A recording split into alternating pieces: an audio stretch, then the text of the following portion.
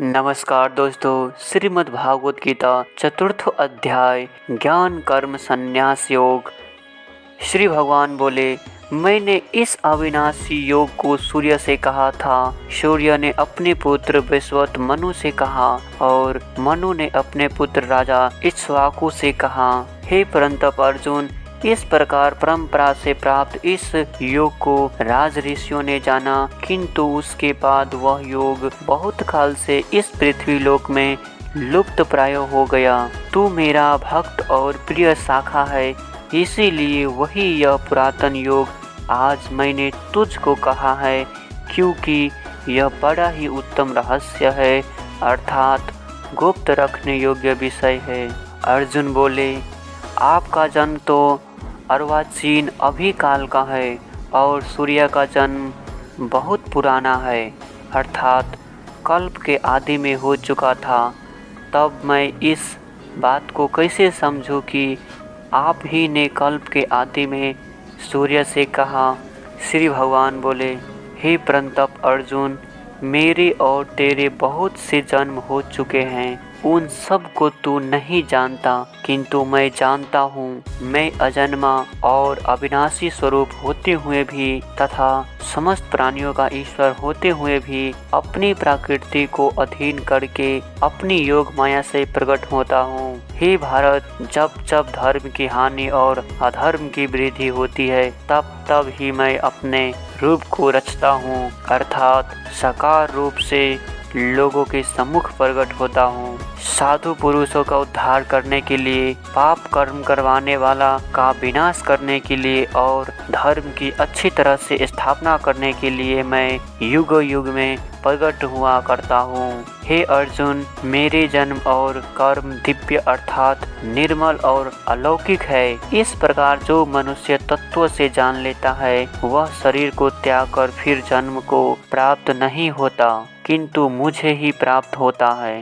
पहले भी जिनके राग, भय और क्रोध सर्वथा नष्ट हो गए थे और जो मुझ में अन्याय प्रेम पूर्वक स्थित रहते थे, ऐसे मेरे आश्रित रहने वाले बहुत से भक्त उपयुक्त ज्ञान रूप तप से पवित्र होकर मेरे स्वरूप को प्राप्त हो चुके हैं। हे अर्जुन, जो भक्त मुझे जिस प्रकार भजते हैं, मैं भी उनको उसी प्रकार भजता हूँ, क्योंकि सभी मनुष्य सब प्रकार से मेरे ही मार्ग का अनुसरण करते हैं।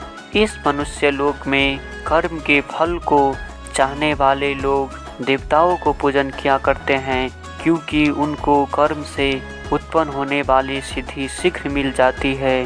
ब्राह्मण, क्षत्रिय, वैश्य और शूद्र, इन चार वर्णों का समूह गुण और कर्म के विभाग पूर्वक मेरे द्वारा रचा गया है। इस प्रकार उस सृष्टि रचनादि कर्म का कर्ता होने पर भी मुझ अविनाशी परमेश्वर को तू वास्तव में अकर्ता ही जान। कर्म के फल में मेरी स्प्रिया नहीं है, इसीलिए मुझे कर्म लिप्त नहीं करते। इस प्रकार जो मुझे तत्व से जान लेता है, वह भी कर्म से नहीं बंधता। पूर्व काल में मुमुक्षुओं ने भी इस प्रकार जानकर ही कर्म किए हैं, इसीलिए तू भी पूर्वजों द्वारा सदा से किए जाने वाले कर्म को ही कर। कर्म क्या है और अकर्म क्या है, इस प्रकार इसका निर्णय करने में बुद्धिमान पुरुष भी मोहित हो जाते हैं। इसीलिए वह कर्म तत्व मैं तुझे भली भांति समझाकर कहूँगा, जिससे जानकर तू अभू भय से अर्थात कर्म बंधन से मुक्त हो जाएगा। कर्म का स्वरूप भी जानना चाहिए और अकर्म का भी स्वरूप जानना चाहिए तथा विकर्म का स्वरूप भी जानना चाहिए, क्योंकि कर्म की गति गहन है। जो मनुष्य कर्म में अकर्म देखता है और जो अकर्म में कर्म देखता है, वो मनुष्य में बुद्धिमानी है और वह योगी समस्त कर्म को करने वाला है, जिसके संपूर्ण शास्त्र सम्मत कर्म बिना कामना और संकल्प के होते हैं तथा जिसके समस्त कर्म ज्ञान रूप अग्नि के द्वारा भस्म हो गए हैं, उस महान पुरुष को ज्ञानी जन भी पंडित कहते हैं। जो पुरुष समस्त कर्म में और उनके फल में आसक्ति का सर्वथा त्याग करके संसार के आश्रय से रहित हो गया है और परमात्मा में नित्य तृप्त है, वह कर्म में भली भांति बरतता हुआ भी वास्तव में कुछ भी नहीं करता, जिसका अंतकरण और इंद्रियों के सहित शरीर जीता हुआ है और जिसने समस्त भोगों की सामग्री का परित्याग कर दिया है, ऐसा आशा रहित पुरुष केवल शरीर संबंधित कर्म करता हुआ भी पाप को प्राप्त नहीं होता। जो बिना इच्छा के अपने आप प्राप्त हुए पदार्थ में सदा संतुष्ट रहता है, जिसमें ईर्ष्या का सर्वथा अभाव हो गया है, जो हर्ष शोक आदि द्वंद से सर्वथा अतीत हो गया है, ऐसा सिद्धि और असिद्धि में सम रहने वाला कर्मयोगी कर्म करता हुआ भी उनसे नहीं बचता, जिसकी आसक्ति सर्वथा नष्ट हो गई है, जो देहाभिमान और ममता से रहित हो गया है, जिसका चित्त निरंतर परमात्मा में ज्ञान में स्थित रहता है, ऐसा केवल यज्ञ संपादन के लिए कर्म करने वाले मनुष्य की संपूर्ण कर्म भली भांति विलीन हो जाते हैं। जिस यज्ञ में अर्पण अर्थात श्रुवा आदि भी ब्रह्म है और हवन किए जाने योग्य द्रव्य भी ब्रह्म है तथा ब्रह्म स्वरूप कर्ता के द्वारा ब्रह्म रूप अग्नि में आहुति देना रूप क्रिया भी ब्रह्म है, उस ब्रह्म कर्म में स्थित रहने वाले योगी द्वारा प्राप्त किए जाने योग्य फल भी ब्रह्म ही है। दूसरे योगी जन देवताओं के पूजन रूप यज्ञ का ही भले भांति अनुष्ठान किया करते हैं और अन्य योगी जन ब्रह्म परमात्मा रूप अग्नि में अभेद दर्शन रूप यज्ञ के द्वारा ही आत्म रूप यज्ञ का हवन किया करते हैं। अन्य योगी जन श्रेय आदि समस्त इंद्रियों का सन्मय रूप अग्नियों में हवन किया करते हैं और दूसरे योगी लोग शब्द आदि समस्त विषयों को इंद्रिय रूप अग्नियों में हवन किया करते हैं। दूसरे योगी जन इंद्रियों की संपूर्ण क्रियाओं को और प्राणियों की समस्त क्रियाओं को ज्ञान से प्रकाशित आत्म संयम योग रूप अग्नि में हवन किया करते हैं। कई पुरुष द्रव्य संबंधित यज्ञ करने वाले हैं, कितने ही तपस्या रूप यज्ञ करने वाले हैं तथा दूसरे कितने ही योगी रूप यज्ञ करने वाले हैं, कितने ही हिंसादि तीक्ष्ण व्रतों से युक्त यत्नशील पुरुष स्वाध्यात्म रूप यज्ञ करने ज्ञान यज्ञ करने वाले हैं। दूसरे कितने ही योगी जन अपान वायु में प्राण वायु को हवन करते हैं, वैसे ही अन्य योगी जन प्राण वायु में अपमान वायु को हवन करते हैं तथा अन्य कितने ही नियमित आहार करने वाले प्राणायाम प्रणय रूप पुरुष प्राण और अपान की गति को रोककर प्राणों को प्राणों में ही हवन किया करते हैं। ये सभी साधक यज्ञ द्वारा पापों का नाश कर देने वाले और यज्ञ को जानने वाले हैं। हे कुरुश्रेष्ठ अर्जुन, यज्ञ से बचे हुए अमृत का अनुभव करने वाले योगी जन सनातन ब्रह्म परमात्मा को प्राप्त होते हैं और यज्ञ न करने वाले पुरुष के लिए तो यह मनुष्य लोक भी सुखदायक नहीं है, फिर परलोक कैसे सुखदायक हो सकता है। इसी प्रकार और भी बहुत तरह के यज्ञ वेद की वाणी में विस्तार से कहे गए हैं। उन सब को तू मन इंद्रिय और शरीर की क्रिया द्वारा संपन्न होने वाले जान। इस प्रकार तत्व से जानकर उनके अनुष्ठान द्वारा तू कर्म बंधन से सर्वथा मुक्त हो जा। हे परंतप अर्जुन, द्रव्यमान यज्ञ की अपेक्षा ज्ञान यज्ञ अत्यंत श्रेष्ठ है तथा यावन्य मंत्र संपूर्ण कर्म ज्ञान में समाप्त हो जाते हैं। उस ज्ञान को तू तत्वदर्शी ज्ञानियों के पास जाकर समझ, उनको भली भांति दंडवत प्रणाम कर, उनकी सेवा करने से और कपट छोड़कर सरलता पूर्वक प्रश्न करने से वे परमात्मा तत्व को भली भांति जानने वाले ज्ञानी महात्मा तुझे उस तत्व ज्ञान का उपदेश करेंगे, जिसको जानकर फिर तू इस प्रकार मोह को नहीं प्राप्त होगा। तथा हे अर्जुन, जिस ज्ञान के द्वारा तू संपूर्ण भूतों को निशेष भाव से पहले अपने में और पीछे मुझ सच्चिदानंद घन परमात्मा में देखेगा, यदि तू अन्य सब पापियों से भी अधिक पाप करने वाला है तो भी तू ज्ञान रूप नौका द्वारा निसंदेह संपूर्ण पाप समुद्र से भली भांति तर जाएगा। क्योंकि हे अर्जुन, जैसे प्रज्वलित अग्नि ईंधनों का भस्ममय कर देता है, वैसे ही ज्ञान रूप अग्नि संपूर्ण कर्मों को भस्ममय कर देता है। इस संसार में ज्ञान के समान पवित्र करने वाला निसंदेह कुछ भी नहीं है।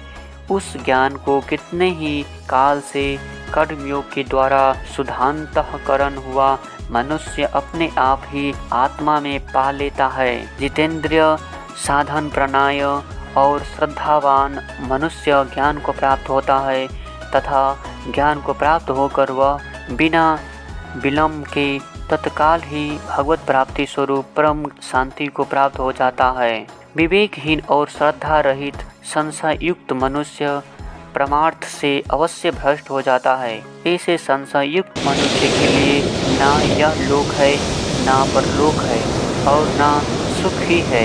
हे धनंजय, जिसने कर्मयोग की विधि से समस्त कर्म का परमात्मा में अर्पण कर दिया है और जिसने विवेक द्वारा समस्त संशय का नाश कर दिया है, ऐसे बस में किए हुए अंत करने वाला पुरुष को कर्म नहीं बांधते। इसीलिए हे भरतवंशी अर्जुन, तू हृदय में स्थित इस अज्ञान जनित अपने संशय का विवेक ज्ञान रूप तलवार द्वारा छेदन करके समस्त रूप कर्म योग में स्थित हो जा और युद्ध के लिए खड़ा हो जा। अर्जुन बोले, हे कृष्ण, आप कर्म में संन्यास की और फिर कर्म योगी की प्रशंसा करते हैं, इसीलिए इन दोनों में से जो एक मेरे लिए भली भांति निश्चय कल्याणकार साधन हो उसको कहिए। श्री भगवान बोले, कर्म संन्यास और कर्म योग ये दोनों ही परम कल्याण के करने वाले हैं, परंतु उन दोनों में भी कर्म संन्यास से कर्म योग साधन में सुगम होने से श्रेष्ठ है। हे अर्जुन, जो पुरुष ना किसी से द्वेष करता है और ना किसी की आकांक्षा करता है और कर्म योगी सदा संन्यास ही समझने योग्य है, क्योंकि राग द्वेष आदि द्वंद्व से रहित पुरुष सुख पूर्वक संसार बंधन से मुक्त हो जाता है। उपयुक्त संन्यास और कर्म योग को मूर्ख लोग पृथक पृथक फल देने वाले कहते हैं, ना कि पंडित जन, क्योंकि दोनों में से एक में भी सममय प्रकार से स्थित पुरुष दोनों के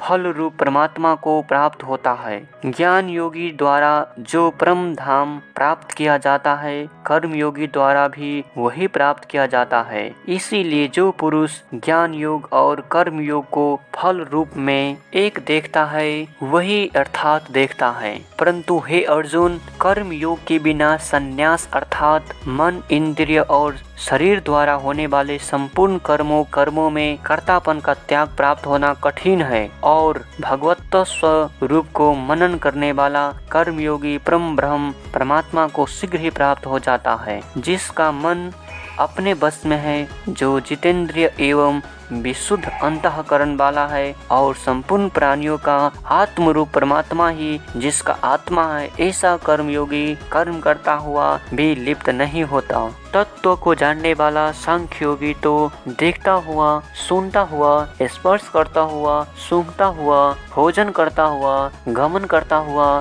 सोता हुआ, श्वास लेता हुआ, बोलता हुआ, त्यागता हुआ, ग्रहण करता हुआ तथा आँखों को खोलता और मूंदता हुआ भी सब इंद्रिय अपने अपने अर्थ में व्रत रही है। इस प्रकार समझकर निसंदेह ऐसा मानने की मैं कुछ भी नहीं करता हूँ। जो पुरुष सब कर्मों को परमात्मा में अर्पण करके और आसक्ति को त्याग कर कर्म करता है, वह पुरुष जल से कमल के पत्ती की भांति पाप से लिप्त नहीं होता। कर्म योगी ममत्व बुद्धि रहित केवल इंद्रिय, मन, बुद्धि और शरीर द्वारा भी आसक्ति को त्याग कर अंतःकरण की शुद्धि के लिए कर्म करते हैं। कर्म योगी कर्म के फल का त्याग करके भगवत प्राप्ति रूप शांति को प्राप्त होता है और सकाम पुरुष कामना की प्रेरणा से फल में आसक्त होकर बंधता है। अंतःकरण जिसके बस में है, ऐसा सांख्य योग का आचरण करने वाला पुरुष ना करता हुआ और ना करवाता हुआ ही नव द्वार वाले शरीर रूप घर में सब कर्मों को मन से त्याग कर अनंत पूर्वक सच्चिदानंद घन परमात्मा के स्वरूप में स्थित रहता है। परमेश्वर मनुष्य के ना तो कर्तापन की, ना कर्म की और ना कर्म फल के संयोग की ही रचना करते हैं, किंतु स्वभाव ही व्रत रहा है। सर्वव्यापी परमेश्वर भी ना किसी के पाप कर्मों को और ना किसी के शुभ कर्मों को ही ग्रहण करता है, किंतु अज्ञान के द्वारा ज्ञान ढका हुआ है, उससे सब अज्ञानी मनुष्य मोहित हो रहे हैं। परंतु जिनका वह अज्ञान परमात्मा के तत्व ज्ञान द्वारा नष्ट कर दिया गया है, उनका वह ज्ञान सूर्य की दृश्य उस सच्चिदानंद घन परमात्मा को प्रकाशित कर देता है। जिनका मन तद्रुप हो रहा है, जिनकी बुद्धि तद्रुप हो रही है, और सच्चिदानंद घन परमात्मा में ही निरंतर एक ही भाव से स्थित है। ऐसे तप प्रणाई पुरुष ज्ञान के द्वारा पाप रहित होकर अपुनरावृत्त को अर्थात परम गति को प्राप्त होते हैं। वे ज्ञानी जन विद्या और विनय युक्त ब्राह्मण में तथा गौ, हाथी, कुत्ते और चंडाल में भी समदर्शी ही होते हैं। जिनका मन समभावों में स्थित है, उनके द्वारा इस जीवित अवस्था में ही संपूर्ण संसार जीत लिया है, क्योंकि सच्चिदानंद घन परमात्मा निर्दोष और सम है। इस वे सच्चिदानंद घन परमात्मा में ही स्थित है। जो पुरुष प्रिय को प्राप्त होकर हर्षित नहीं हो और अप्रिय को प्राप्त होकर उद्विग्न न हो, वह स्थिर बुद्धि संशय रहित ब्रह्म वेता पुरुष सच्चिदानंद घन परम ब्रह्म परमात्मा में एक ही भाव से नित्य स्थित है। बाहर के विषय में आसक्ति रहित अंतःकरण वाला साधक आत्मा में स्थित जो ध्यान जनित सात्विक आनंद है, उसको प्राप्त होता है। तदंतर वह सच्चिदानंद घन परम ब्रह्म परमात्मा के ध्यान रूप योग के अभिन्न भाव से स्थित पुरुष अच्छे आनंद का अनुभव करता है। जो ये इंद्रिय तथा विषयों के संयोग से उत्पन्न होने वाले सब भोग है, यद्यपि विषय की पुरुषों को सुख रूप भासते हैं, तो भी दुख के ही हेतु है और आदि अंत वाले अर्थात अनित्य है। इसलिए हे अर्जुन, बुद्धिमान विवेकी पुरुष उनमें नहीं रमता। जो साधक इस मनुष्य शरीर में शरीर का नाश होने से पहले ही काम क्रोध से उत्पन्न होने वाले वेग को सहन करने में समर्थ हो जाता है, वही पुरुष योगी है और वही सुखी है। जो पुरुष अंतरात्मा में ही सुख वाला है, आत्मा में ही रमन करने वाला है तथा जो आत्मा में ही ज्ञान वाला है, वह सच्चिदानंद घन परम ब्रह्म परमात्मा के साथ एक ही भाव को प्राप्त सांख्य योगी शांत ब्रह्म को प्राप्त होता है। जिनके सब पाप नष्ट हो गए हैं, जिनके सब संशय ज्ञान के द्वारा निवृत्त हो गए हैं, जो संपूर्ण प्राणियों के हित में रत है और जिनका जीता हुआ मन निश्चल भाव से परमात्मा में स्थित है, वे ब्रह्म वेता पुरुष शांत ब्रह्म को प्राप्त होते हैं। काम क्रोध से रहित जीते हुए चित्त वाले पर ब्रह्म परमात्मा का साक्षात्कार किए हुए ज्ञानी पुरुष के लिए सब ओर से शांत परम ब्रह्म परमात्मा ही परिपूर्ण है। बाहर के विषय भोगों को न चिंतन करता हुआ बाहर ही निकालकर और नेत्रों की दृष्टि को भ्रिकुटी के बीच में स्थित करके तथा नासिका में विचारने वाले प्राण और अपमान वायु को सम करके जिसकी जितेंद्रिया मन और बुद्धि जीती हुई है, ऐसा जो मोक्ष प्राणाय मुनि इच्छा भय और क्रोध से रहित हो गया है, वह सदा मुक्त ही है। मेरा भक्त मुझको सब यज्ञ और तपों का भोगने वाला, संपूर्ण लोगों के ईश्वर का भी ईश्वर तथा संपूर्ण भूत प्राणियों का सुहृदय अर्थात स्वार्थ रहित दयालु और प्रेमी ऐसा तत्व से जानकर शांति को प्राप्त होता है। नमस्कार दोस्तों, श्रीमद् भागवत गीता छठा अध्याय आत्म संयम योग। श्री भगवान बोले, जो पुरुष कर्म फल का आश्रय न लेकर करने योग्य कर्म करता है, वह सन्यासी तथा योगी है और केवल अग्नि का त्याग करने वाला सन्यासी नहीं है तथा केवल क्रिया का त्याग करने वाला योगी नहीं है। हे अर्जुन, जिसको सन्यास ऐसा कहते हैं, उसकी तू योग जान, क्योंकि संकल्प का त्याग ना करने वाला कोई भी पुरुष योगी नहीं होता। योग में आरूढ़ होने की इच्छा वाले मननशील पुरुष के लिए योगी की प्राप्ति में निष्काम भाव से कर्म करना ही हेतु कहा जाता है और योगारूढ़ हो जाने पर उस योगारूढ़ पुरुष का जो सर्व संकल्पों का अभाव है, वही कल्याण में हेतु कहा जाता है। जिस काल में ना तो इंद्रियों के भोग में और ना कर्मों में ही आसक्त होता है, उस काल में सर्व संकल्पों का त्यागी पुरुष योगारूढ़ कहा जाता है। अपने द्वारा अपना संसार समुद्र से उद्धार करे और अपने को अधोगति में ना डाले, क्योंकि यह मनुष्य आप ही तो अपना शत्रु है और आप ही अपना मित्र। जिस जीव आत्मा द्वारा मन और इंद्रिया सहित शरीर जीता हुआ है, उस जीव आत्मा का तो वह आप ही मित्र है और जिसके द्वारा मन तथा इंद्रिया सहित शरीर नहीं जीता गया है, उसके लिए वह आप ही व्यक्ति शत्रु के सदृश शत्रुता में बरतता है। सर्दी गर्मी और सुख दुख में तथा मान और अपमान में जिसके अंतःकरण की वृत्तियां भली भांति शांत है, ऐसे स्वाधीन आत्मा वाले पुरुष के ज्ञान में सच्चिदानंद घन परमात्मा सम्यक प्रकार से स्थित है, अर्थात उसके ज्ञान में परमात्मा की सिवा अन्य कुछ नहीं। जिसका अंतःकरण ज्ञान विज्ञान से तृप्त है, जिसकी स्थिति विकार रहित है, जिसकी इंद्रियां भली भांति जीती हुई है और जिसके लिए मिट्टी पत्थर और सुवर्ण सम्मान है, वह योगी युक्त अर्थात भगवत प्राप्त है, ऐसे कहा जाता है।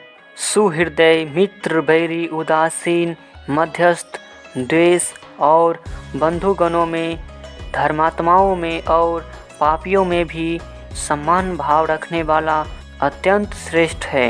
मन और इंद्रिया सहित शरीर को बस में रखने वाला आशा रहित और संग्रहित योगी अकेला ही एकांत स्थान में स्थित होकर आत्मा को निरंतर परमात्मा में लगावे।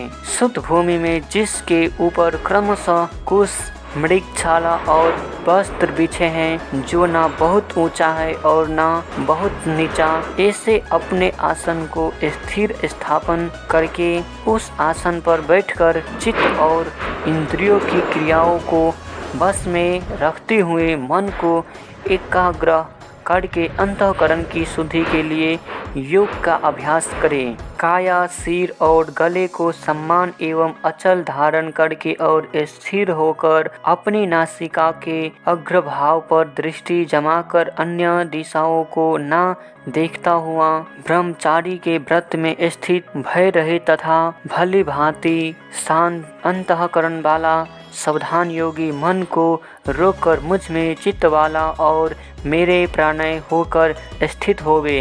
बस में किए हुए मन वाला योगी इस प्रकार आत्मा को निरंतर मुझ परमेश्वर के स्वरूप में लगाता हुआ मुझ में रहने वाली परमानंदी की प्रकाष्ठा रूप शांति को प्राप्त होता है। हे अर्जुन, यह योग ना तो बहुत खाने वाले का, ना बिल्कुल ना खाने वाला का, ना बहुत शयन करने के स्वभाव वाला का और ना सदा जागने वाले का ही सिद्ध होता है। दुखों का नाश करने वाला योग तो यथा योग आहार विहार करने वालों का, कर्मों में यथा योग चेष्टा करने वालों का और यथा योग सोने तथा जागने वालों का ही सिद्ध होता है। अत्यंत बस में किया हुआ चित्त जिस काल में परमात्मा में ही भली भांति स्थित हो जाता है, उस काल में संपूर्ण भोगों से स्प्रिया रहित पुरुष योग युक्त है, ऐसा कहा जाता है। जिस प्रकार वायु रहित स्थान में स्थित दीपक चलायमान नहीं होता, वैसे ही उपमा परमात्मा में ध्यान में लगे हुए योगी के लिए हुए चित्त की कही गई है। योग के अभ्यास से निरुद्ध चित्त जिस अवस्था में उपराम हो जाता है और जिस अवस्था में परमात्मा के ध्यान से शुद्ध हुई सूक्ष्म बुद्धि द्वारा परमात्मा को साक्षात करता हुआ सच्चिदानंद घन परमात्मा में ही संतुष्ट रहता है, इंद्रियों से अतीत केवल शुद्ध हुई सूक्ष्म बुद्धि द्वारा ग्रहण करने योग्य जो अनंत आनंद है, उसको जिस अवस्था में अनुभव करता है और जिस अवस्था में स्थित यह योगी परमात्मा के स्वरूप में विचलित होता ही नहीं, परमात्मा की प्राप्ति रूप जिस लाभ को प्राप्त होकर उससे अधिक दूसरा कुछ भी लाभ नहीं मानता और परमात्मा प्राप्ति स्वरूप जिस अवस्था में स्थित योगी बड़े भारी दुख से भी चलायमान नहीं होता, जो दुख रूप संसार के संयोग से रहित है तथा जिसका नाम योग है, उसको जानना चाहिए। वह योग ना उकताए हुए अर्थात धैर्य और उत्साह युक्त चित्त से निश्चय पूर्वक करना कर्तव्य है। संकल्प से उत्पन्न होने वाले की संपूर्ण कामनाओं को निशेष रूप से त्याग कर और मन के द्वारा इंद्रियों के समुदायों को सभी ओर से भली भांति रोक कर क्रम से अभ्यास करता हुआ उपरति को प्राप्त हो तथा धैर्य युक्त बुद्धि के द्वारा मन को परमात्मा में स्थित करके परमात्मा की सेवा और कुछ भी चिंतन न करे।